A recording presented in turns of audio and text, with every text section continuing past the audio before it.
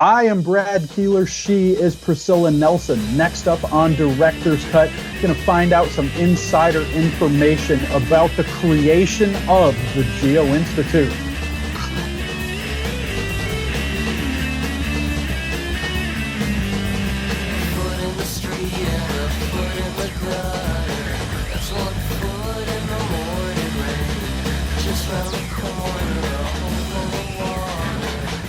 Hello again, everybody, and welcome to another episode of Director's Cut. My name is Brad Keelor. I'm the director of the Geo-Institute, and that is why we call this show Director's Cut every single week. But you may notice, you may have said to yourself, it's Tuesday, it's the day after Labor Day, why are we here? Because every year, the week of Labor Day, we run the Director's Cut Labor Day extravaganza. And when you have an extravaganza, you have to go big. And so we do. We bring you 4 days with 4 episodes of Director's Cut. So you'll have one not just today, but every day for the rest of this week to help you get over the sting of being back in the office. If you don't know anything about the Geo-Institute, after you watch this today, head over to geoinstitute.org, and there you will find out many, many things, including that we are a technical society with about 12,000 members, most of whom are geotechnical engineers and or geologists, and that we are part of the American Society of Civil Engineers. And if you like what you see today, and I will personally guarantee you that you will, dear viewers, you should click like, subscribe, and get notifications, and we will let you know every time we post something to the YouTube channel. Joining us from somewhere in the Rocky Mountains, presumably Golden, Colorado, where she is a faculty member at the Colorado School of Mines, it is Geo-Legend and past GI president, Priscilla Nelson. Priscilla, welcome. Hello. We are going to have an amazing time today. We have 10 questions, the same as we do for every guest. 2 of them are the same. You've promised you're going to give us some different answers, so make sure you live up to it. We start with one of the 2 questions we ask everybody. Describe your job in 45 seconds. Okay. I have spent my life trying to get smarter than soil and rock. So I think I'm asymptoting smartness at this point, but I'm always just trying to figure out how they're going to behave differently and figure out how to deal with them. So that's my life's work. So does it cut you deep then when somebody says that someone is dumber than a rock? Or do you feel like that's 98.5% of the population? Oh, that's 98% of the population, and they've never tried to talk to a rock, so they don't know. Well played. I like that. You've already delivered. We're 1 question in. We have to get to the fun questions on Director's Cut. That's the bread and butter. That's why the people watch. And so, Priscilla, we start with this. Can you sing the Colorado School of Mines fight song? I don't know the words. It's the same thing as the Georgia Tech fight song, except for it was invented before the Georgia Tech fight song was invented. And the fight song at Colorado School of Mines does not use the word mines. Very strange. It talks about Colorado School of Mines as Golden Tech. Well, the Virginia Tech one, I think, just says VPI, which I guess is technically still the name, but... No, but I still remember the fight song from my undergraduate school at the University of Rochester. Let's do that. I want to hear it. No, we don't need to go there. That's impressive, though. I mean, I guess it gets seared into your brain at some point, though, right? I mean, just some things I remember and some things I don't. I remember words to things, and I don't remember anything about what happened. A lot of options for you on the research question here. But I think both of the things that you gave as possible options involve tailings. The first thing here is how mine tailings mechanics is different from soil mechanics. Usually I just say a few words and let the person go, and that's what we're going to do in this case. So school us, Priscilla. How are mine tailings mechanics different from soil mechanics? Well, they're not formed by geologic processes. We made them. We crushed and grind, and there's very little abrasion. all of the minerals that are less stable, more easily weathered, are still there. It affects acid mine drainage. It affects strength. It affects change of strength over time.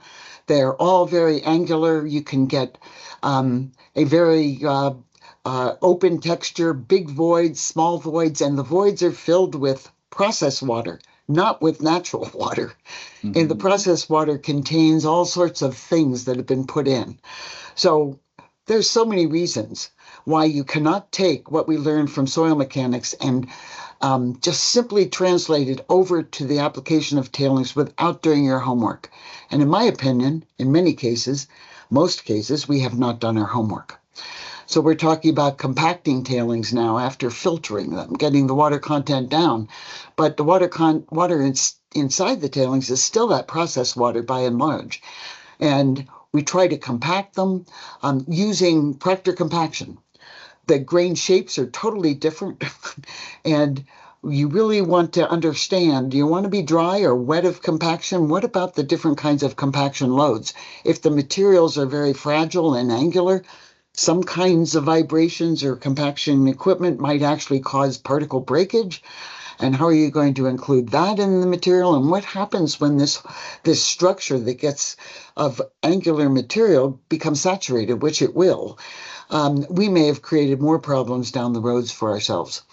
And I think in addition, some of the tailings dams are up over 300 meters high. We do not have an earth embankment dam that is anywhere near that high. So these are high stress situations with potentially fragile, breakable materials, very angular. And what is their behavior at high stress? Lots of reasons. So this isn't going to break any news for anybody here. You've been in this field for a while. What is the most exciting advancement that you've seen in this specific area throughout your career? And does it give you hope? Well, I think there's technologies that have not yet been applied, and it's very difficult to get mining to pay attention to it. The problem with tailings generally is the presence of water. And the cheapest way to move tailings is in slurry form, which is like a milkshake. When a dam belt breaks or we have a dam overtopping, the erosiveness of the water and the dam failures that can also happen because of any kind of instability, internal or otherwise, means that we end up having everything run out. And that's the real problem that impacts on the environment. So if we could get the water out of the tailings impoundments, we don't have any problems. And I believe that the properly designed experiment applying electrokinetics to water removal mass in situ will solve almost all of the problems associated with tailings. It's very difficult to get a mining company to try a big campaign like that, but I keep talking about it, and I think I maybe have a couple people that'll move towards it. But to me, if we could get the water out of these mass tailings impoundments, we're done. We're fine. That was great. Thanks for that. It's not often that we get such a complete answer to the research question there, so I really liked that, and a little advice there for the mining industry as well. That's fantastic. We got to go back to the fun stuff here for a minute. And I like my bread, and that's probably why this question was in here this week. So congratulations on being the recipient of this. Toast, bagel, English muffin, or something else? Oh, it sounds like breakfast. So I wrote down, I think, for me, whatever's left over from the night before, including cold pizza. I don't really care what it is that I eat. I don't pay attention to food. If I get hungry, I go find what's there. So, no, sorry. So you don't, because I feel like I have a mental block about what I can and can't eat for breakfast. Thanksgiving week, it's a different story. I'll go for anything when there are those leftovers. But I'll look at somebody having a Dr. Pepper at 8 o'clock in the morning or whatever, and my brain can't process why you would want to do that. It sounds like you have no such barriers. Yeah, it sounds like you have a problem. I mean, that's not the only one. no, I have 2 cups of coffee and do all of the New York Times puzzles, and then I go to work. That's what I do. That's amazing that fuels you through, because that's a lot of puzzles. Yeah, I do them all too. So one of the things I had to put in here, and I know it was in your Geo-Legends interview, so I tried to deviate a little bit from the way it was discussed in there. The superconducting super collider. My master's thesis I shared with you a little bit before we started recording was on these large facility projects and their impacts on public policy and the other way around. How aware were you personally of the politics around the SSC?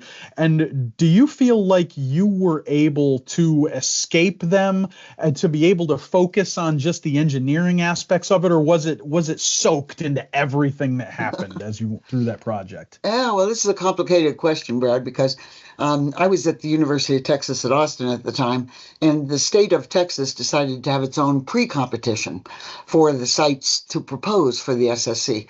So we had 11 sites inside of Texas proposed. And in doing so, I was involved with the underground construction and the consideration of the sites from the geological siting considerations, working with the geophysicists over at predominantly Texas A&M. Was really a game, and we had the politics of what kind of magnets are you going to use, superconducting or iron magnets, and that changes the length of the tunnel and changes everything, and you got egos involved all over the place. I think we finally got to the point where the sites were chosen for the excellence of the geologic conditions without the magnet politics entering. But then when we went to national competition, the Austin Chalk won the day because part of the DOE's experience had been positive related to the Austin Chalk. And we were putting most of the tunnel in the Austin Chalk. So when Texas was chosen and we started building the tunnel around Waxahachie, there were records set in terms of how fast mining was going. The subtlety was that we had also some clay shales.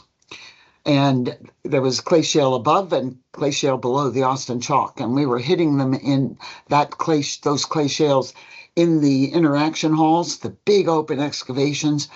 And I remember talking to the physicists and saying, how much displacement can your equipment tolerate? And they said 0. And I said, no.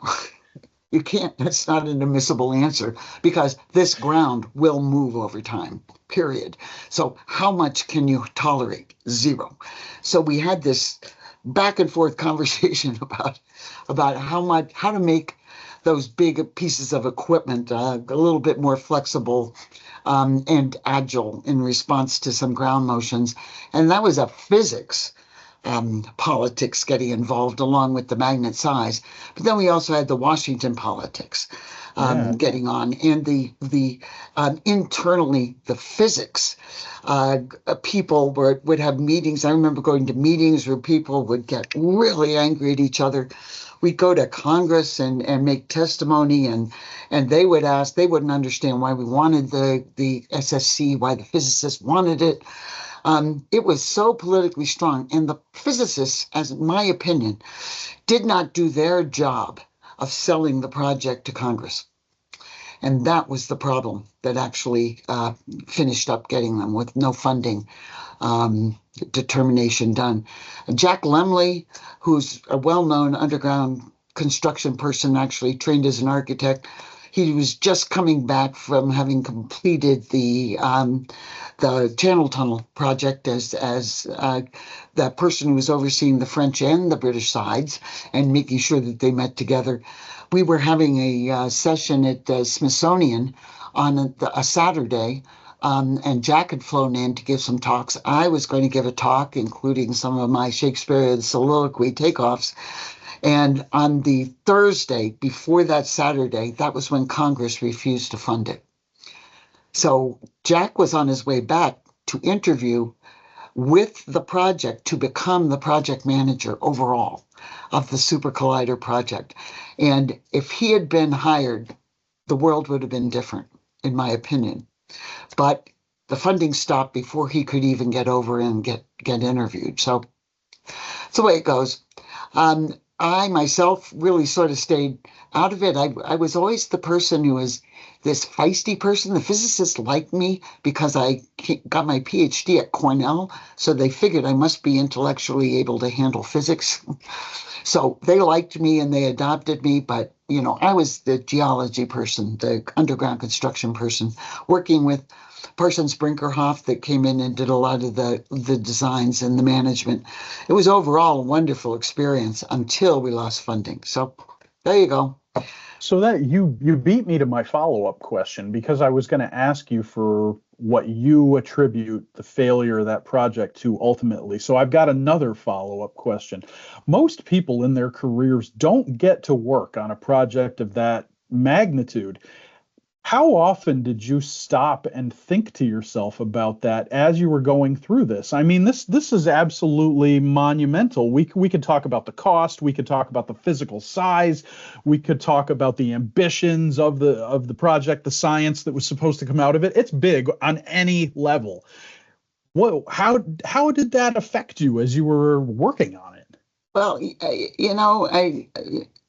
I think that for me, my professional life as an engineer really started at the Trans-Alaska Pipeline.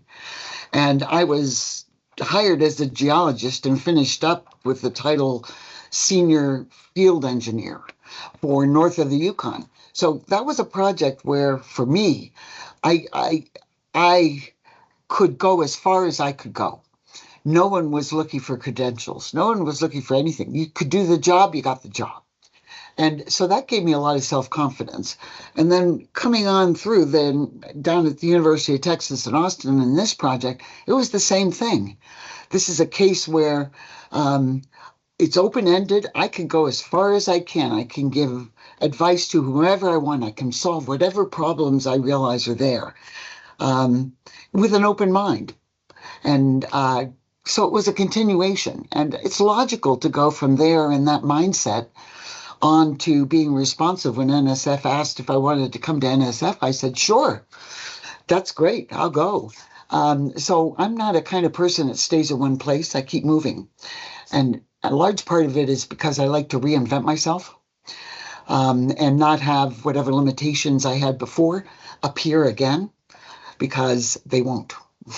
So we'll get to NSF in just a minute. The first thing we have to talk about we have two questions, I guess, before we get to that.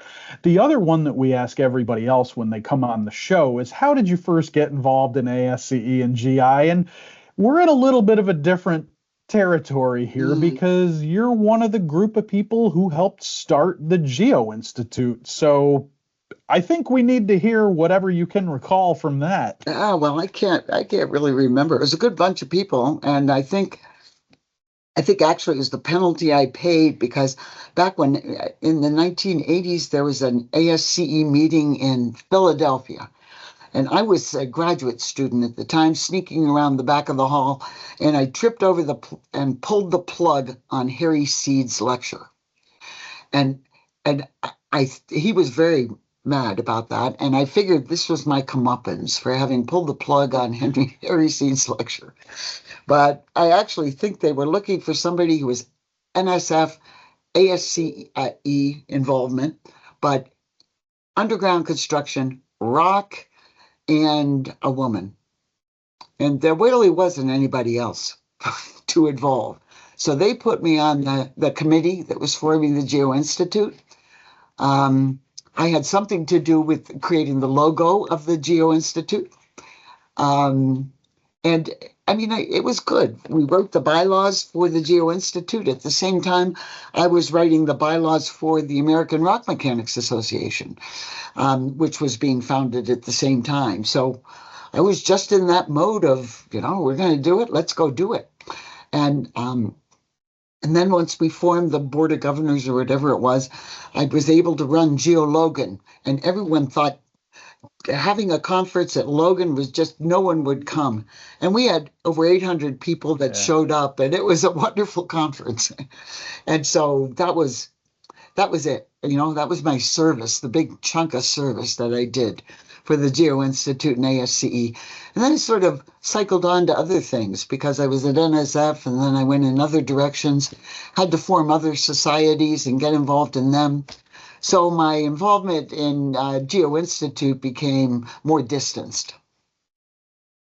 Still a great answer because, like I said, we don't often have people on here who can tell that story. And I guess we always do a pitch here for some people to get involved with something. I guess the pitch is that the 30th anniversary Geo-Congress is going to be coming up in 2026. We are going back to Utah. We'll be in Salt Lake City, not Logan. Little easier for people to get to, but only a little bit. But we would love to see everybody out there. The call for abstracts is going to open in October. Exhibit and sponsor sales will open in October. It's going to be fantastic. It'll be a party. There'll be a big 3 and a 0, I guess, and we'll do other fun stuff too. So that was fantastic. So now the other question that we have for I'm about to turn 45.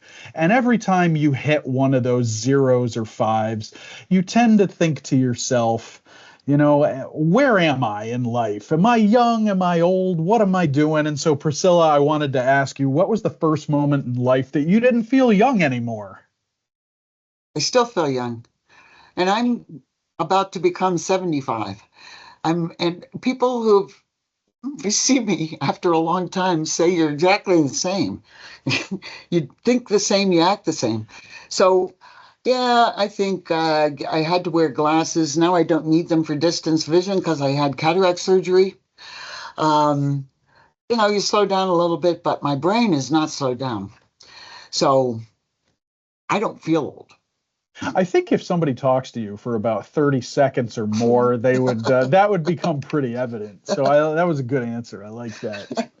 So now, NSF, you were there for 11 years, which I don't think I realized until I started doing the homework for this. I thought you were in and out in 3 or 4. I'm sure I'd seen this somewhere, but now I know that for sure, and that's part of the narrative here. It's a pretty unique experience to go serve as a federal employee after you've been in the research community. I mean, honestly, it's unique no matter what you were doing before. What was the greatest lesson you learned during your time at NSF? Well, I got there and I was a program officer. I had no money in the program, so I had to figure out what I could do that would add value to the community. And I had no money in the program for me to make decisions about just because of the previous commitments by my predecessor. But things were changing during that period of time. I think before I got there, most of the reviews, most of the decisions were done by the program director, and individual reviews being done remotely. We went through a period of time where we started doing more and more proposals and proposal panels where people would be brought in. So to me, the opportunity was, I may have less decision making about unilaterally who gets funded and who doesn't, because I'm getting so much information and so much discussion from the people there.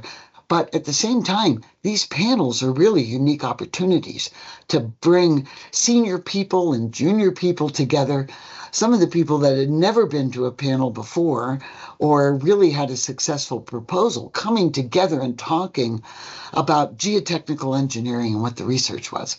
Those panels were wonderful. And they became something that I think a lot of people valued, being able to be included on the panel. But I also was getting cold calls from all sorts of faculty telling me they wanted to know if I would fund something, and I'd say, well, let's just talk about it. So playing with ideas on the phone, stretching ideas, making people have better proposals when they finally did that. I found out that I was good at that, and I liked to stretch ideas.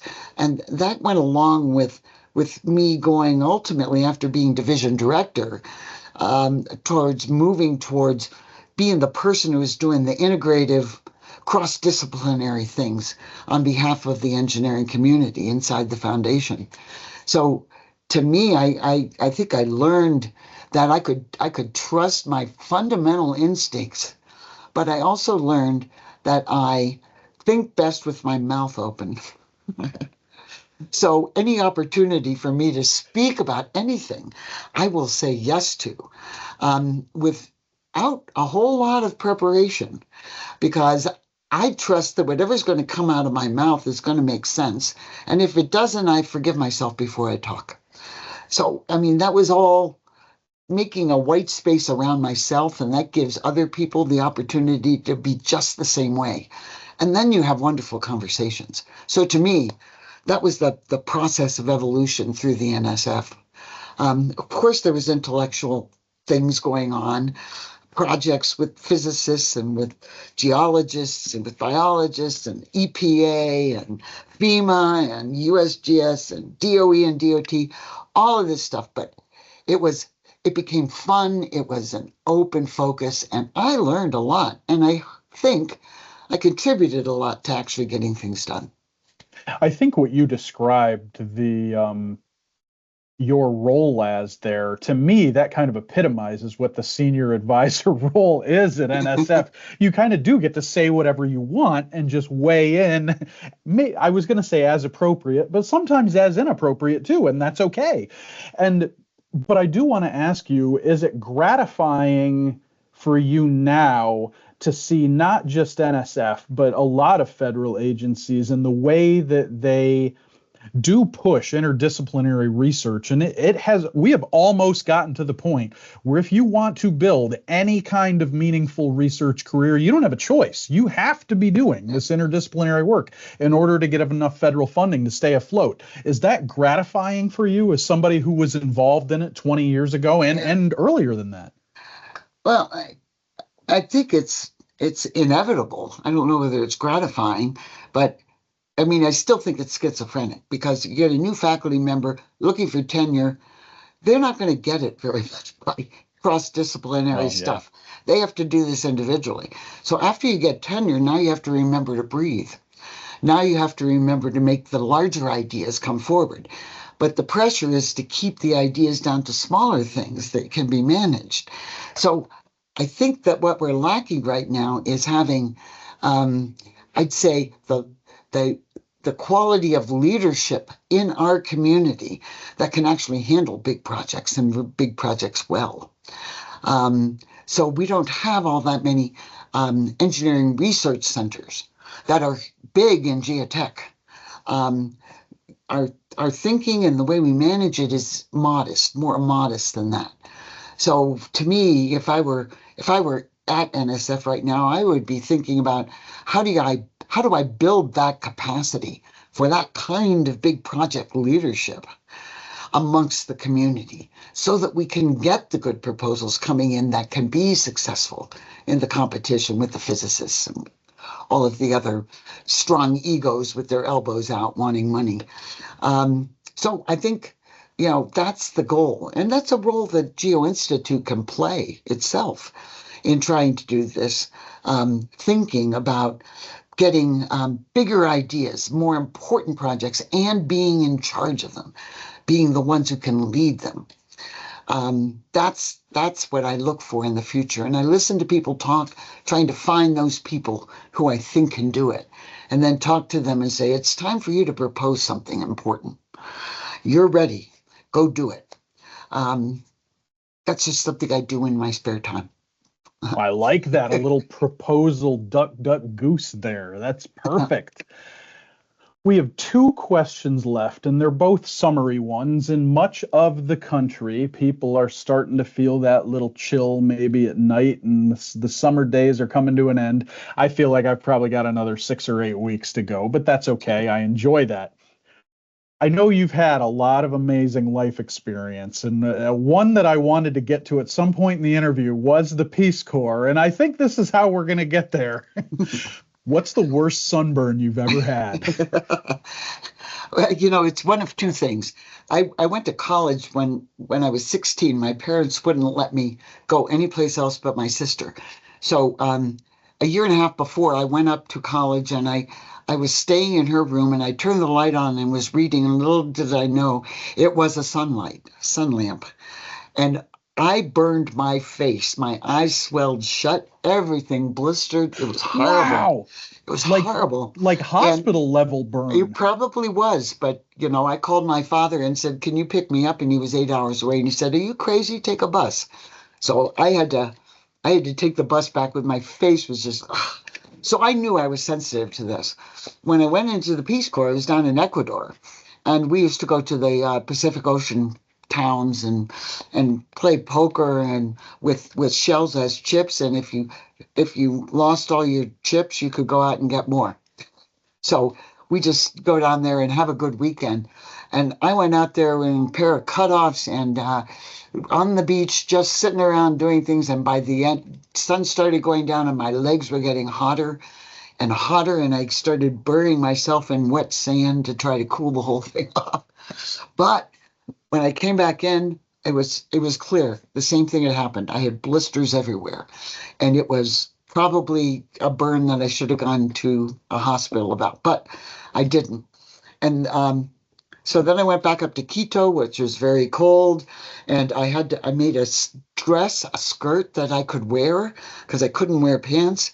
And then I went through a period where I could not walk, and then I could walk, but I couldn't stop walking because the blood flow would happen. And it was probably 2 months before I was back in circulation. Wow. So I have learned from those two experiences not to get in the sun. And I do not get in the sun. Yeah, I burn easily too. I don't think I've ever had an experience that bad. I did have a couple where when I was in high school, I had to sleep on the pull-out couch in the living room because I couldn't go up or down the stairs for a couple days. But I don't think it was ever as dramatic as yours. Wow. So that's an It was really amazing answer. stupid. Glad you're still with us. That is intense. Yeah. So then the other one, here we are again towards the end of summer for most people, and we like to ask this one as we come back after Labor Day on Director's Cut, what is your all-time favorite summer memory? Yeah, well, I don't have a whole lot of vivid memories, but what comes to mind is 1969. I was a hippie chick. Um, playing the guitar, yeah, smoking something. I won't say what it was, but we were smoking something. And in the summer of '69, I had my choice of whether to stay east and go to Woodstock or go to Geology Field Camp out in Montana. And I went to Geology Field Camp. And by the way, parenthetically, I will say, on the way to Geology Field Camp in Rapid City, South Dakota, a bunch of the students were all in a hotel sitting there watching Man First Walk on the Moon. So 1969 was a seminal summer for many reasons. But the whole idea of going to Geology Field Camp, and in engineering, we don't have a similar kind of experience like this, but it was to go out and learn enough about the rocks in the area, get maps, get air photos, and then you go out and figure out what the subsurface geology is. You go map it. They'd take us out on Fridays and have marked off a 1 square mile section by yourself, give you a topo map, give you an air photo, and say, you go figure out what's going on in the geology at this location. Mostly thinking about the structure. Where's the folds? Where's the faults? Mm-hmm. What's going on? No map to refer to. You're making the map. And that sense of just you and the rock, you and the geology have to figure this out. A few rattlesnakes around, but that sense of sitting there thinking about this is transformative. And I'm still learning from that experience. So for me, if we can have an experience like that, where we actually challenge our undergraduates to do some integrating concepts about geotechnical engineering, geological things that we deal with as civil engineers, and really think about our uncertainties, think about what we're going to do, put it all together. And when we're young, that would be the seminal experience that I would work for. And if we could put together a project that would actually develop something like that, I think we would transform our profession. So I'm all for that. We could have about a 15-hour conversation about geology now, but I'm going to go a different direction here for your last follow-up question. Do you feel like you knew at the time what an important year that was societally, culturally? I mean, it was probably important to you because of your age and who you identified with, but do you feel like you had that bigger perspective to say, wow, this is a really big deal, all this stuff that's happening? You could say that about 67, 68, or 69, I feel like, or was it only later when you look back? Well, there were seminal events that made it that way. And I think one was man walking on the moon and seeing the blue marble in the sky. That's a one-time shot, and it really bounces you out of small mind thinking about what's going on. So to me, I think that was seminal. What was also seminal was we changed presidents and we had Vietnam. And those were the biggest things that was going on, period. And so to me, 69 was a seminal year, and I sort of knew it. I was going to have my senior year in college. I was going to go to graduate school. I mean, the Vietnam War was there. Everybody was getting drafted. There was marijuana all over the place. I was getting good at writing songs and singing them and playing the guitar, and I was good at caving. I mean, it was that was what I was doing. And it was the last time I could have that kind of experience. So certainly in reflection, it was seminal, but while I was going through it, I think it was seminal. Oh, that was fantastic. I love that answer. I loved all the answers today. This was really good. I really do wish we could do this for like 15 hours, but I don't know if people would sit through it. So Priscilla, this great job today. Fantastic. For our viewers, I hope you liked what you saw today. You probably did because you're here at the end. And if you did, you can click like, subscribe, and get notifications. And yes, we will let you know every time we post something to the YouTube channel. Now, you must remember, again, this is our Labor Day Director's Cut extravaganza. We have 3 more episodes this week of Director's Cut for you. There will be one tomorrow, Wednesday. There will be one the next day, Thursday. There will be one on Friday. You're going to have so much Director's Cut, but you will never be tired of it. I can guarantee that. So, Priscilla, thank you again for doing this. This was amazing. Well, I told you, all you have to do is ask me if I will talk, and I say yes. And that's the best kind of guest. We got rolling. This is a great way to start off the fall half of the season on Director's Cut. So again, for all our viewers, we will see you with a brand new episode tomorrow. Fantastic.